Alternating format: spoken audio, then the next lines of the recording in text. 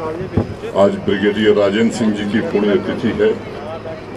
सबसे पहले मैं उनकी वीरता, जम्मू कश्मीर, कश्मीरियत और कश्मीरी आवाम को बचाने के लिए किए गए सर्वोच्च बलिदान को नमन करता हूँ, श्रद्धांजलि देता हूँ। 75 साल पहले आज ही के दिन करीब 3 घंटा पहले लगभग सुबह 8:30 बजे पहला Dakota aircraft lieutenant colonel D.R. Rai की अगुवाई में श्रीनगर एयरपोर्ट पहुंचा था, जिसे आज हम सब ने अपनी आंखों से देखा है। पाकिस्तानी हुकूमत और उसकी फौज द्वारा ढाए जा रहे जुल्म, हजारों बेगुनाहों और मासूम बच्चों के कत्ल, हमारी हजारों मासूम बेटियों और बहनों पर किए जा रहे बर्बर अत्याचार से लोहा लेने के लिए और जम्मू कश्मीर की एक एक इंच भूमि की रक्षा करने की भारतीय सेना के समर्पण, वीरता और कर्तव्य के प्रति निष्ठा की अद्भुत दास्तान है। कई बार लोग कहते हैं कि साहब जम्मू कश्मीर पर कबायली हमला हुआ था। मुझे लगता है कि इतिहास में अब सुधार की जरूरत पड़ गई है। सच तो ये है कि कबायली के वेश में पाकिस्तानी फौज के जवान थे, जिन्होंने हमारे बेगुनाह भाइयों को बेरहमी से कत्ल किया, हमारे घरों को जलाया, हमारी बहनों और बेटियों की असमत लूटी। लोगों को सच्चाई समझनी होगी कि हमारा पड़ोसी आतंक का पर्याय आज नहीं बना है। आजादी के बाद से ही आतंक को पालने पोसने का काम कर रहा है। 22 अक्टूबर को ब्लैक डे पर जम्मू कश्मीर के नौजवानों ने जुनैद मीर की अगुवाई में एक कार्यक्रम आयोजित किया था।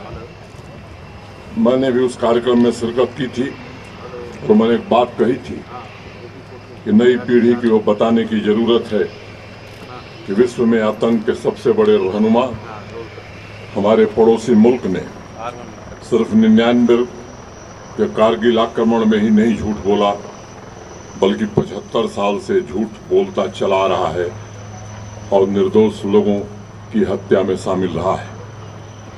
मुझे याद है कुछ पुराने दस्तावेज मैंने पढ़े हैं और आज ही के दिन 1947 में दिन के 3 बजे दिल्ली को मैसेज भेजा गया था कि बारामूला में पाकिस्तानी आतंकियों ने तबाही मचा रखी है। लोगों के घर, अस्पताल और चर्च जला दिए गए और सभी डॉक्टर्स, नर्सेस को मौत के घाट उतार दिया गया। अभी हमने साक्षात अपनी आंखों से सब देखा।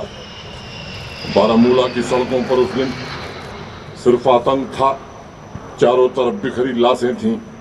सभी धर्मों के लोग, चाहे वो हिंदू हो, मुसलमान हो, सिख हो, ईसाई हो, जो भी थोड़े बहुत जिंदा बच गए थे, उन्होंने घर द्वार छोड़कर पहाड़ों में शरण ली थी। और इसलिए सालों से फैलाई जा रही भ्रांतियों को तोड़ना तथा पड़ोसी मुल्क और उसके मुट्ठी भर स्लीपर सेल के मुंह से नकाब उतारना आज जरूरी हो गया है। आज के दिन मैं बारामूला के बहादुर नौजवान मकबूल शेरवानी और परमवीर चक्र विजेता मेजर सोमनाथ शर्मा की पुण्य स्मृति को भी प्रणाम करता हूँ। मैं महावीर चक्र विजेता लेफ्टिनेंट कर्नल राय को भी सत नमन करता हूँ। अगर 27 तारीख की रात को उन्हें सिर में गोली नहीं लगती तो सैकड़ों पाकिस्तानी आतंकियों को उन्होंने मौत के घाट उतार दिया होगा। चिनार कोर के साथियों को मैं 3 नवंबर की एक छोटी सी कहानी बताना चाहूँगा जो मैंने दस्तावेजों में पढ़ी है। 700 पाकिस्तानी आतंकियों ने श्रीनगर एयरपोर्ट पर कब्जा करने के उद्देश्य से 2 बजे दोपहर में आक्रमण किया था, लेकिन मेजर सोमनाथ शर्मा और उनकी टुकड़ी ने बहादुरी से सामना किया और उनके नापाक मंसूबों को कामयाब नहीं होने दिया। मेजर सोमनाथ शर्मा के साथ 15 और जवानों ने शहादत दी। अभी आपने पढ़ा है, देखा है, मैं उसे उद्धृत करना चाहूँगा जो मेजर सोमनाथ शर्मा जी ने आखिरी संदेश दिया था। The enemy are only 50 yards from us, we are heavily outnumbered, we are under devastating fire. I shall not withdraw an inch, but will fight to the last man and the last round. मित्रों,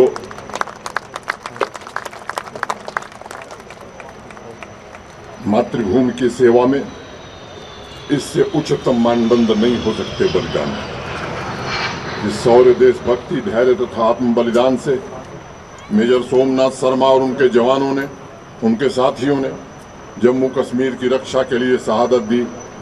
वो इतिहास में अपूर्व उदाहरण है, अभूतपूर्व उदाहरण है। मुझे आश्चर्य है कि 75 सालों से इस बर्बरता की दास्तां क्यों नहीं जन जन तक पहुंचाई गई, क्यों नहीं आवाम को पाकिस्तान की काली करतूतों के बारे में बताया गया, क्यों नहीं मेजर सोमनाथ शर्मा, मकबूल शेरवानी, ब्रिगेडियर राजेंद्र सिंह और लेफ्टिनेंट कर्नल राय की कहानियां अभी तक स्कूलों में बच्चों को नहीं पढ़ाई जा रही। और आज हम कहना चाहते हैं कि अब कहानियां अगले साल से जम्मू कश्मीर के सिलेबस में पढ़ाई जाएंगी। आज़ादी के अमृत महोत्सव पर्व पर हम सभी का ये दायित्व है कि मातृभूमि की रक्षा करते हुए अपने प्राणों की बाजी लगाने वाले इन शूरवीर योद्धाओं की कहानियां हर बच्चे की जुबान पर। मित्रों, श्रीनगर 1947 की पीढ़ी ने राहत की सांस ली थी जब 4 और 5 नवंबर की रात को शहर की तरफ बढ़ रहे ट्राइबल लश्कर के वेश में पाकिस्तानी फौज को श्रीनगर से पहले ही त्रिकुल बल के पास हमारे वीर जवानों ने मौत के घाट उतार दिया था और उनकी साजिश को नाकाम कर दिया था। दिल में कश्मीरियत और जुबान पर एक ही नारा, तेरा वैभव अमर रहे माँ हम दिन चार रहे न रहे। ये हमारी भावना है, ये हमारे वीरों की संस्कृति है। जम्मू कश्मीर का हर एक नागरिक हमारे दिल का, हमारे शरीर का अटूट हिस्सा है।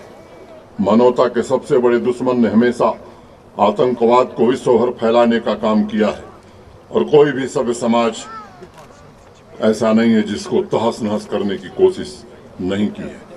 अभी भी नापाक कोशिशें चल रही हैं और ऐसे में आप सभी को देश के सम्मान, अखंडता और जम्मू कश्मीर के हर एक नागरिक की रक्षा के लिए हमेशा चौकन्ना रहना होगा। मुझे आपकी आत्मशक्ति और संकल्प शक्ति पर गर्व है। आज जम्मू कश्मीर समृद्धि और विकास की ओर आगे बढ़ रहा है और मैं कहना चाहता हूं कि समृद्धि और विकास की पहली और अनिवार्य शर्त होती है शांति, और शांति कायम करने में आप सबका जो योगदान है उसकी जितनी भी प्रशंसा की जाए वो कम है। देश के विकसित राज्यों में जल्द ही इसका नाम शुमार हो, यह भारत सरकार की प्राथमिकता है। भारतीय सेना के सभी तीनों अंग दिन प्रतिदिन मजबूत हों, उनका शौर्य बढ़े और राष्ट्र के सभी नागरिकों की रक्षा की महान परंपरा एवं कर्तव्य को हमेशा इसी तरह अपने मजबूत कंधों को लेकर चलें, मैं ऐसी कामना करता हूं। मित्रों, अभी आपने देखा है जहां सेना के पराक्रमी बहादुर जवानों ने जम्मू कश्मीर को बचाने में अपना सर्वोच्च बलिदान किया, वहीं कश्मीर की आवाम ने भी जो नारे लगाए, मुझे लगता है उसको स्मरण करने की जरूरत है। पाकिस्तानियों का नारा था सिखों का सर, हिंदुओं मुसलमानों का जड़, और कश्मीर की आवाम इसके जवाब में नारा दे रही थी, हमलावर खबरदार, हम कश्मीरी हैं तैयार।